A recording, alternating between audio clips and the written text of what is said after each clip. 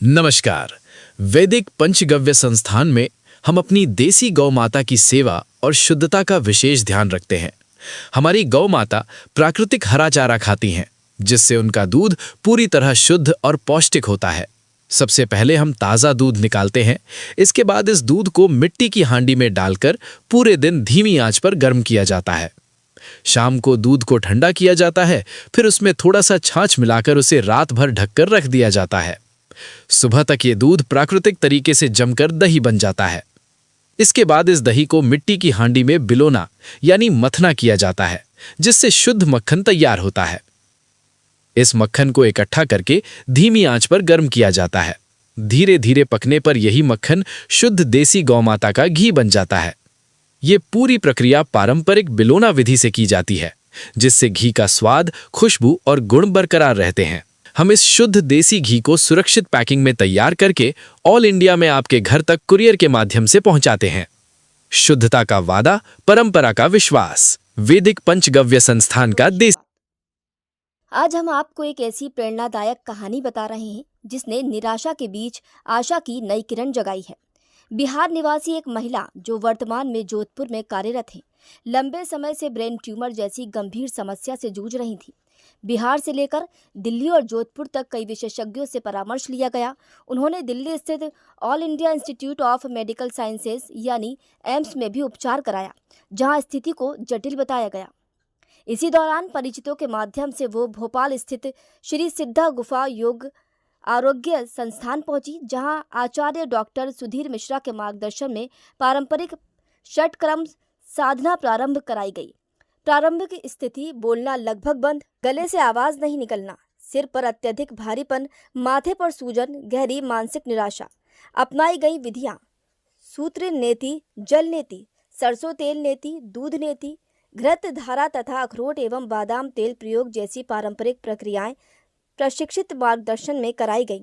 10 दिनों बाद बताए गए परिवर्तन: माथे की सूजन में कमी, आवाज में सुधार, सिर का भारीपन कम, मानसिक स्थिति में सकारात्मक बदलाव।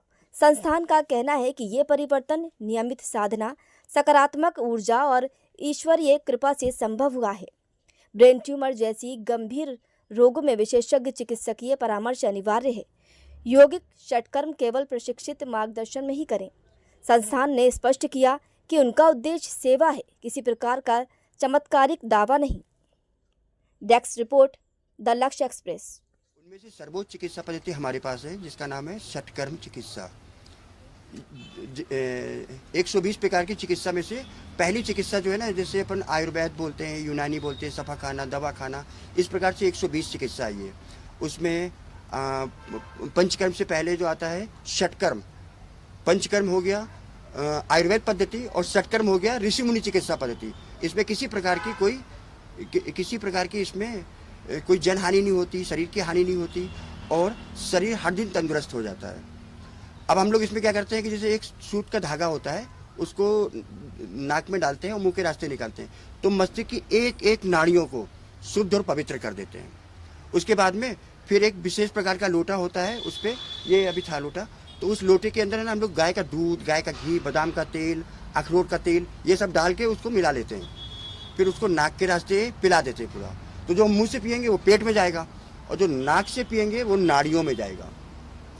तो नस नाड़ियों में जाने में क्या होता है कि नाड़ियों के अंदर हमारी 4-5 तरीके की चीज़ें पड़ी रहती हैं, जैसे गंदा खून, म्यूकस और डिटॉक्स की कई सारी चीज़ें, उसमें गैस, ये सारी चीज़ें पड़ी होती हैं। तो जो हम दूध पीते हैं ना, तो वो चीज़ खुल जाती है, तो अंदर से डकारें आती हैं, भट्ट भट्ट डकारें आती हैं। तो आदमी को ऐसा लगता है कि जैसे हम आज ही जन्म हुआ है हमारा, इतना हल्का और तंदुरुस्त हो जाता है। तो इसमें कुछ चार्ज लगता है? इसमें देखो क्या होता है कि षटकर्म में ये बेसिकली इसमें सब नेचुरल चीज़ें लगती हैं। गाय का घी लगता है। आज दूध जो है ना 60-70 रुपये किलो के स्टार्ट से दूध होता है और इसकी वैल्यू 200-200 रुपये तक पहुंच जाती है कहीं पर दूध की। तो 30 किलो दूध में 1 किलो घी निकलता है। तो हमने इसका जैसे घी का चार्ज है, तो हम लोग गौशाला से इकट्ठा कर लेते हैं और फिर उसको लाके हम अपने लोगों को देते हैं, ताकि इसको लेके इस तरीके से आप करते रहो। इसी तरीके से बादाम का तेल लगता है, अखरोट का तेल लगता है। तो ये सारे तेलों को जो है ना हम लोग नाक के रास्ते पिला देते हैं कि लुब्रिकेंट कर दें नसों को और उससे डिटॉक्स कर दें बॉडी को। कहाँ से लोग आते हैं? मेरे पास में भी हम बताएं आपको, धरती के सभी जगह के लोग आते हैं। अमेरिका है, पेरू है, भारत में तो हमें लगता है कोने कोने के लोग होंगे, यही बिहार से आए हुए हैं। तो और मैं हर दिन जो है ना कहीं व्यस्त हूँ। मतलब मैं रोज़ भोपाल पे नहीं हूँ, कहीं भोपाल हूँ तो कहीं विशाखापट्टनम हूँ, आंध्रा में हूँ, तमिलनाडु में हूँ, केरला में हूँ। और जिसको जो पता चल जाता है तो भाई जी वो उस तरीके से आ जाता है मेरे पास में। तो सर बिहार से आए हैं, सीवान जिला, ग्राम नवलपुर, पोस्ट चैनपुर। किस चीज़ का इलाज करवाने आए थे? ट्यूमर, ब्रेन ट्यूमर, इसी चीज़ का इलाज कराने के लिए हम आए थे। फिलहाल अभी तो अच्छा है। कब से भी इनकी समस्या कब से भी? ये समस्या ये बहुत दिन से था इनको, मगर ऊपर ओपन हुआ 17-18 तारीख को, जनवरी क्या में। समस्या हो रही थी? इनको आवाज़ नहीं आ रही थी? इनकी गला बैठ गया था, आवाज़ नहीं आ रहा था और कुछ समझ नहीं पा रही थी, ना कुछ बोल पा रही थी। हैं कुछ उतना बता भी कुछ नहीं पा रही थी, मगर यहाँ आने के बाद बोलने लगी और कुछ हल्का भी हुआ शरीर इनका।